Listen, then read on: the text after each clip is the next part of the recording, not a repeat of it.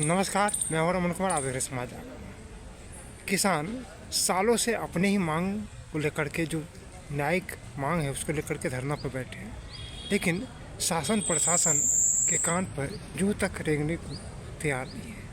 आखिर क्या है ऐसी मांग जो शासन प्रशासन नहीं दे सकते, जबकि कई बार वादा किया गया है कि इनकी जो मांग है वो पूरा करेंगे, लेकिन आखिर में अड़चन कहाँ है। दूसरी बात यह है कि जो नेता विकसित भारत को लेकर के घूम रहे हैं गलियों गलियों, आखिर इनके साथ खड़े क्यों नहीं होते। क्या किसान और ग्रामीण के विकास से भारत विकसित नहीं होगा? इन सब सवालों के साथ मैं यहाँ पे सुखवीर खलीफा जी हैं, उनसे बात करने पहुँचा हूँ। ये धरने पर बैठे हैं नोएडा प्राधिकरण में, और लगातार धरना चल रही है। कल परसों जैसा कि हमने वीडियो में कहीं देखा, आपको देखने को मिला होगा कि बजाबते मटका फोड़ो रैली निकाली गई, बहुत सफल रैली था। उसके बावजूद भी यहाँ पर कुछ सुनवाई नहीं है। जानते कि आखिर इनकी मांग क्या है जो प्राधिकरण या सरकार पूरे नहीं कर। खलीफा जी, सबसे पहले तो आपको समाज जागरण में बहुत बहुत स्वागत है। आप लोग किसान हैं और अन्नदाता जहाँ हैं, बिना अन्न के तो जीवन चलता नहीं है, तो अन्नदाता। तो हम जानना चाहते हैं कि आपकी काफ़ी सालों से ये मांग चलता रहा है, आखिर क्या मांग है ऐसी जो सरकार पूरा करने को तैयार नहीं? सरकार की हृदय विहीनता। आजकल के अधिकारी जिनमें सिर्फ बुद्धि तो है, मस्तिष्क काम करता है, परंतु दिल काम नहीं करता उनका। और कभी हमारे एक बड़े नेता हुए हैं, उन्होंने ऐसा बोला था कि वर्तमान में जो शिक्षा प्रणाली चल रही है उससे मस्तिष्क का विकास तो होता है, परंतु हृदय की अवहेलना है। तो जिस शिक्षा में हृदय की अवहेलना हो, जिस शिक्षा में नीति ना हो, अनीति हो, जिस शिक्षा में आत्मीयता ना हो, जिस शिक्षा में आध्यात्मिकता ना हो, बोलते हैं उस शिक्षा को पूरा नहीं माना जा सकता। तो निश्चित तौर पर ऐसा ही देखते हैं। इससे ज़्यादा और क्या हो सकता है। जिस संस्थान को, नोएडा अथॉरिटी को सुप्रीम कोर्ट ने यहाँ तक बोल दिया कि ये भ्रष्टाचार में इतनी डूबी हुई है कि इसके आँख से, नाक से, कान से भ्रष्टाचार टपकता है, फिर भी उस अथॉरिटी को कुछ नहीं बिगड़ता। सब मुझे यहाँ इसकी चौखट पर पानी भरते दिखाई पड़ते हैं। क्या नेता, क्या अभिनेता, क्या कर्मचारी, क्या दलाल, सबकी यहाँ चांदी रहती है। शोषण होता है किसान का। हमारी ज़मीन, हमारे प्लॉट, हमारे घर, वो ये लोग ये सोचते हैं किसानों के पास इतना ज़्यादा है, इनके पास गाड़ी कैसे है। तो बस वो हमको धकेलना चाहते हैं।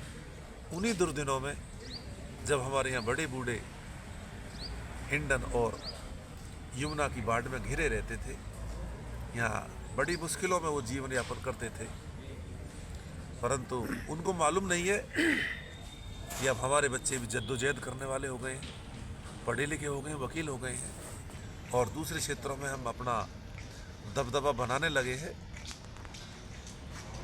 सही मायने में अगर उनकी ऐसी सोच है कि हम इनको ऐसे ही भगा देंगे यहाँ से, तो गलत सोचते हैं।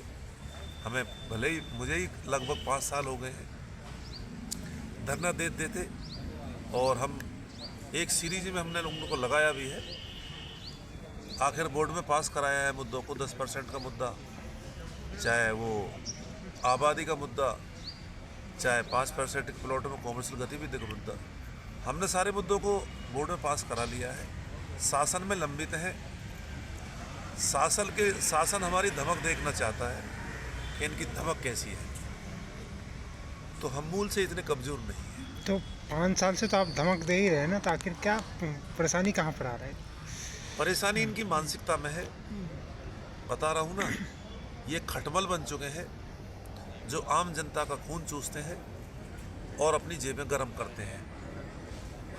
कोई धर्म, कोई मर्यादा, कोई कर्तव्य, कोई ड्यूटी उस तरह की नहीं रह गई है। आजकल एक अधिकारी नेताओं की व्यवस्था बनाता है, उसके रास्ते को साफ करता है, उसी के लिए पैसा कमाता है। खुद खाता है और अपने आकाओं को खिलाते हैं। मेरे अन्नदाता को वो डंडे दिखाते हैं। बस उसी जद्दोजहद में 5 साल में आपने देखा होगा यहाँ का माहौल काफ़ी बदला है, हमारा समाज बदल गया है, हमारे युवाओं की सोच बदल गई है। हमारे बड़े बूढ़े, उनको ये मालूम है कि हमारे यहाँ खेत है और हमारे खेत में हमारा कैस किस तरह चला गया, कैसे कैसे धारा लगाकर हमारा खेत छीन लिया गया। अब हम जागरूक हो चुके हैं और अपने अधिकार के लिए हम बिल्कुल पूरी मजबूती से खड़े हैं। नहीं, आपकी आपकी मांग क्या है, मुख्य मांग क्या है जिसको लेकर आप 5 साल से लगातार यहाँ धरना दे रहे हैं? कल परसों आपके मटका फोड़ो रैली भी था, काफ़ी ज़्यादा हमने जो देखा, मैंने एक कामयाब रैली उसे बिल्कुल कहा था। काफ़ी ज़्यादा महिलाएं शामिल हुई थी सर पे मटका लेकर के, उसके बावजूद भी ये सब नहीं पूरा होना या प्रशासन से कोई चीज़ आश्वासन नहीं आना, या इसीलिए बगावत करता हूँ, बस इसीलिए बगावत करता हूँ। यह न्याय मुझे स्वीकार है। हल्की सूरत देखी नहीं, हकदार हजारों बीघे का, हल्के संग हस्ती मिटा रहा 1 बीघे का हकदार नहीं। इसलिए बगावत करता हूँ, ये न्याय मुझे स्वीकार नहीं। आज जो 100 बीघे के मालिक थे यहाँ कभी, आज वो अपने घर की लड़ाई लड़ रहे हैं। उनका घर भी उनका नहीं है। लड़ाई यही है हमारी कि भैया हमने तुम्हें ज़मीन दी है तो ज़मीन का तुमने पैसे दे दिया, 5% के प्लॉट दे दो। उन्होंने हमारे घरों का भी अधिग्रहण कर लिया, घरों का अधिग्रहण कर लिया। अब बैठे हैं, नोएडा नाम चढ़ा पड़ा घरों पर, लड़ाई लड़ रहे हैं। ऑफिसों में बैठे बैठाए बगैर सर्वे किए हमारे घरों का भी अधिग्रहण कर लिया। इन्होंने 1932 के बाद में कोई भी बढ़ी हुई आबादी स्वीकार नहीं करी। अच्छा जी, कौन सा कोई अंग्रेज था, क्या नाम था उसका? बहाव साहब है जी, बहाव साहब का हाँ बंदोबस्त था, एक अंग्रेज ने करा था 1932 में। उसी बंदोबस्त को, जो आबादी है उस समय की, उसी को आबादी माना है, बाकी कोई आबादी नहीं मानते। तो उसके बाद तो कई गुना आबादी बढ़ा है ना, उसके बाद तो कई गुना आबादी बढ़ा है। 100 साल में हमारी आबादी नहीं बढ़ी, देश की आबादी कई गुना हो गई है। तो भैया हमारी भी आबादी बढ़ी है, 7 गुना आबादी देश की बढ़ गई है, तो हमारी बढ़ी, हमारी भी आबादी बढ़ी। तो क्या हमें अपने आगे उसी छोटे छोटे मकान थे उन्हीं में रहें, कि हम आगे ना घेरते क्या? तो कुल मिला के अनीति है और शोषण का एक जरिया है। उसी आधार पर हमको 5% के प्लॉट नहीं देते ये। अच्छा, मेरा एक प्रमुख सवाल है कि आजकल विकसित भारत आपने भी देखा होगा, जगह जगह पे कैंपेन चल रही है, विकसित भारत। क्या कोई नेता जो हमारे प्रतिनिधि है आपके साथ आके खड़े होते हैं कहने कि हम आपके साथ हैं? विकसित भारत की तस्वीर इनकी फाइलों में हो सकता है, वो गुलाबी मौसम, पर हमारा ऐसा कुछ वो नहीं है। किसी की कोई नीयत नहीं है विकसित भारत बनाने की। सिर्फ लूट खसोट वाला भारत बनाने की तैयारी की जा रही है। 80 करोड़ लोगों को निठल्ला बनाया जा रहा है, उनको अनाज खिलाया जा रहा है, उनसे वोट ली जा रही है बस। बाकी जो कर्मठ लोग हैं उनसे छीना जा रहा है और छीन कर बांटने की योजना है इनकी बस। और अपने एक आध दो हैं बड़े बड़े उद्योगपति, उनकी जेब भरेंगे। बाकी मीडिया, आपको मालूम होगा, मीडिया भी सब एक है जिनके ऊपर ऐसा बोला है कि जब विपक्ष कमज़ोर हो जाए तो फिर ड्यूटी बुद्धिजीवियों की, पत्रकारों की और कवियों की हो जाती है कि वो माहौल को बनाए रखें, उसी रूप में लोगों को जागरूक करते रहें। परंतु सही मायने में आज अगर आप देखोगे तो एक मीडिया का एक बड़ा भाग कहता तो वो खड़ा तब दिखता है सूरज के साथ, कहता तो सूरज साथ खड़े होने की, पर है वो अंधेरे के साथ में। सही मायने में वही रोजगार वाला भारत, अभ्युदय भारत, विकसित भारत बनाने की कोई योजना नहीं है। बेरोजगारी बढ़ाने की योजना है, आम लोगों का निवाला छीनने की योजना है, उद्दंडी बच्चे बनाने की योजना है। नारे लगाते हुए बच्चे, राजनीतिक नारे लगाओ, धार्मिक नारे लगाओ और गांव की गलियों, गांव की शहर की सड़कों पर घूमो और खूब उद्दंडपना करो।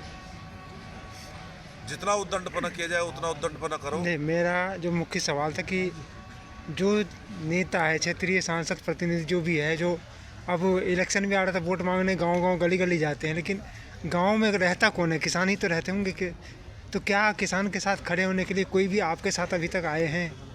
जो अभी तक यहाँ कोई भी 2 महीने हो गए हैं किसानों के यहाँ पड़े पड़े ठंड के दिनों में, परंतु सही मायने में किसी में कोई मानवता नहीं है।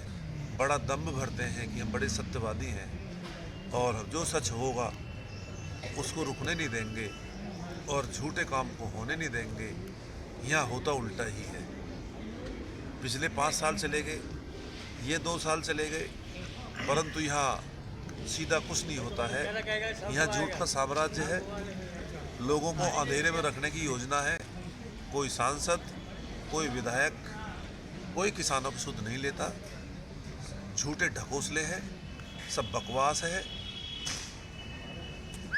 यहाँ कोई किसी की सुध लेने नहीं आया। जैसा कि हमने शुरू में कहा कि कड़कती सर्दी के बावजूद भी किसान अपनी मांगों को लेकर के बैठे हैं, लेकिन जो दम्भ बढ़ते हैं विकसित भारत, न्याय भारत और बहुत सारे आंदोलन को रोज दिन रात चलाते हैं और शहर के सड़कें जाम करते हैं, लेकिन किसानों के साथ खड़ा नहीं होते। किसान जिनको स्वयं देश के प्रधानमंत्री, अन्नदाता कहकर कई प्रकार के सम्मान, लेकिन सिर्फ कहने तक ही सीमित हो जाना, ये कितना न्यायप्रिय है ये हम सब समझ सकते हैं। लेकिन आप एक बार सोचिएगा ज़रूर इस वीडियो को देख करके पूरा कि आखिर क्या ये किसानों के साथ न्याय है?